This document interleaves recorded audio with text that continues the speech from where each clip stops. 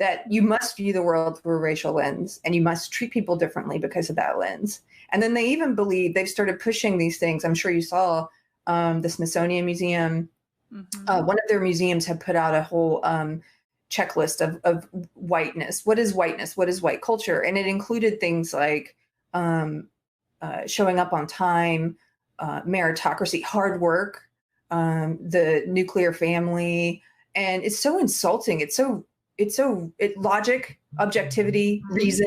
To say that those things are part of whiteness and that white people own those things is something that a white supremacist would probably agree with. Like, they overlap in really strange ways. And you almost step back from it and look and say, can't they see how horribly offensive this is and racist to everyone, because they're necessarily looking at the world through a racist lens, but especially racist towards anyone who's not white. Like, how condescending and is that? What are you trying to put in children's heads? So I'm curious to know if you have done much work with educators and if you see any applications for your work specifically in K-12 school settings. Absolutely. I am a former professor of education.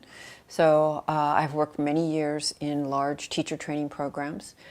To be really blunt, I think our education system is the belly of the beast, along with Hollywood, basically. Hollywood pumps out the stories, the images, the representations, and schools reproduce inequality. I think teachers are critical, and I think regardless of intentions, when you have an overwhelmingly white teaching force, right, we have a very racially homogeneous teaching force, you inevitably have the reproduction and the dissemination of racism and white supremacy, just by virtue of the homogeneity. Schools are just incredibly efficient at reproducing racial inequality. Why is it so hard for white people to see racism in themselves and other good white people?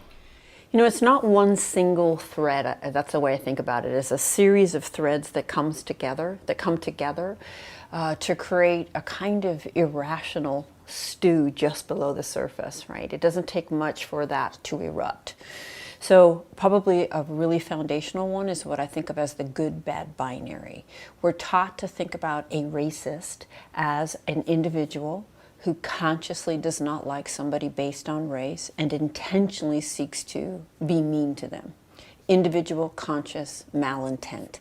If that's my definition of a racist and what it takes to be racist, and you say, you know, intended or not, what you just said was racially problematic, what I'm going to hear is that you're saying I'm intentionally mean, you know, and intended to cause harm.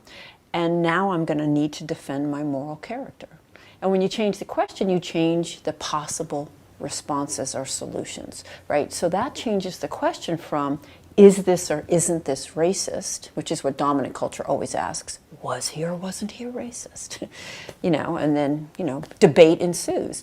It changes the question from if to how. And it's incredibly liberating to change the question, because now I can just stop defending and denying and deflecting and explaining away and just get to work trying to figure out, okay, well, how was I shaped by this system?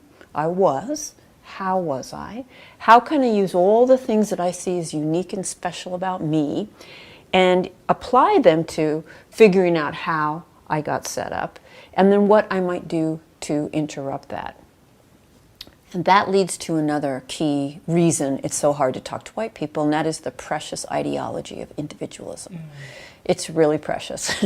And we are reinforced in this idea that we're each unique and different. And yes, we are individuals. We are also members of a social group.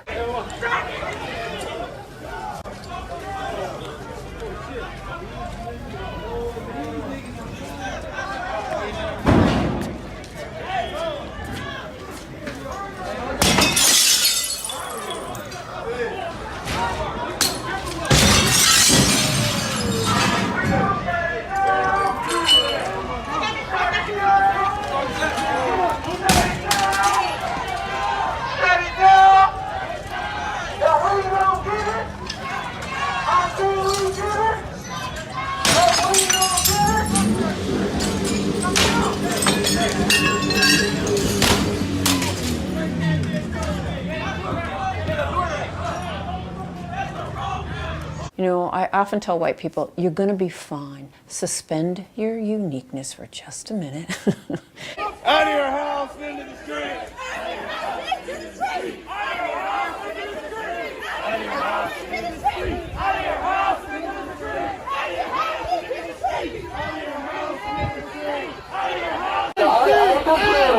Out of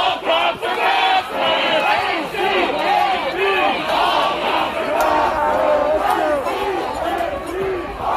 You'll be fine. It's well protected out there in daily life. Wake up! Wake up, motherfucker, wake up! Wake up! Wake up, motherfucker, wake up! Wake up! Wake up! Wake up, motherfucker, wake up! Wake up! Wake up! Wake up, motherfucker, wake up! I hear you! Wake up! Wake up, motherfucker, wake up! Wake up! Wake up! Wake up, motherfucker, wake up! Wake up! Wake up! Wake up, motherfucker, wake up! You really cannot grow up or spend any significant time in this culture and not internalize an understanding that it's better to be white. The research shows that children, by 3 to 4, all children understand it's better to be white. There's a sense of entitlement to what we have, right?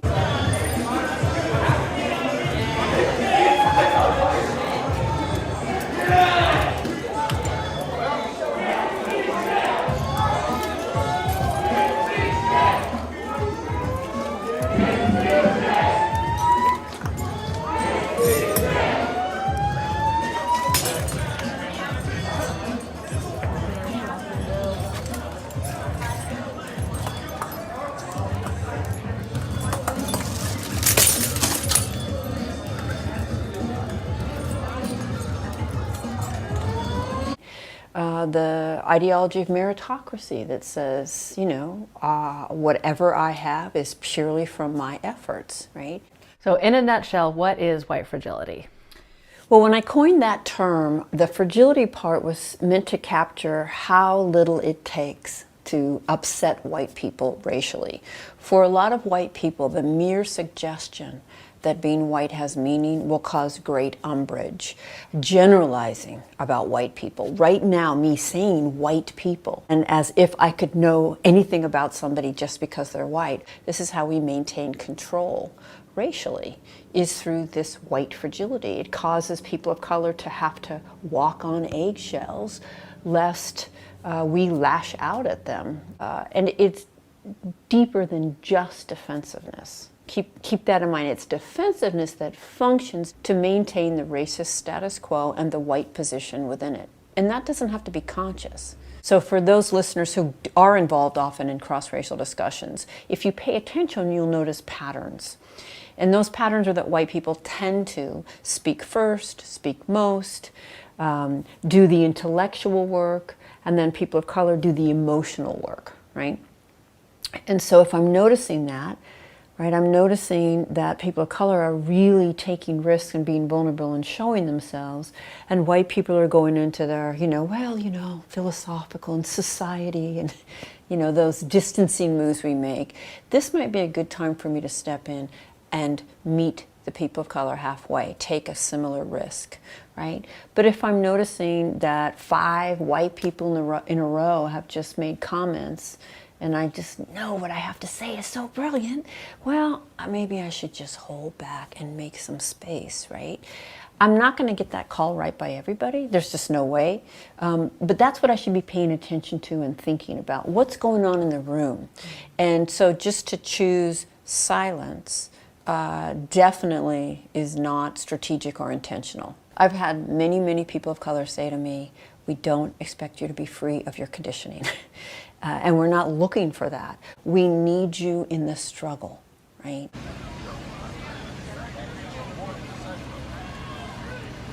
I'm not going. 10-4 on gas! We're gonna gas! Yeah!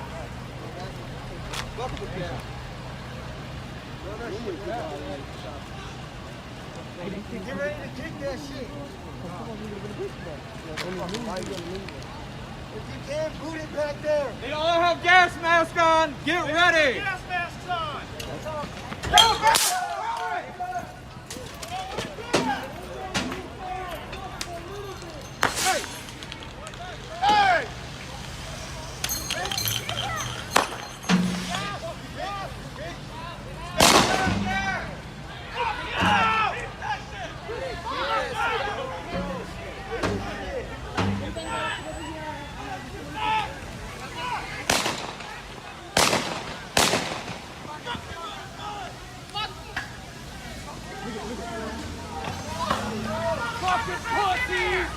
What we're looking for is, in those moments when that conditioning surfaces, right, where can we go with you? And if we can't go there, right, if we can't repair that, we're not going to trust you, right? And of course, when it surfaces, insisting on good intentions will not show that, you know, that they can go somewhere with us. And that's when they may give up, or the wall may go up, or they may stay in with us, but it's not going to be an authentic relationship. We're kind of arrogant on this topic. Foundationally have to change our idea of what it means to be racist.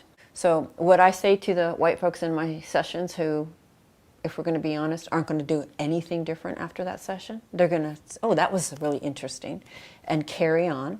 I'm going to say, I mean, that's part of being white. You can do that. Most of you will choose that. But I'd like you to do something for me. If that's the choice you're going to make, I'd like you to go home, look at yourself in the mirror, right in the eyes, and say, I choose to collude with white supremacy. And then carry on, but let's do it with honesty. What message would you really like the Teaching Tolerance audience to hear about white fragility and some of the next steps that they can take as educators who have this profound responsibility to educate all children, whoever may arrive in their classroom, even if that's not students who share their racial identity? Yeah, one, I want to say thank you if that is their commitment and that is what they're doing, right? That's what we need to be doing. So sometimes I feel like I'm really intense, but that's because there's such a thick layer of denial I'm trying to push through. And so I do want to acknowledge that commitment and how essential it is. And the message would be, don't ever be complacent in the face of it, that it isn't you. Some of the most oblivious and harmful white people are on equity teams. I just need to say that.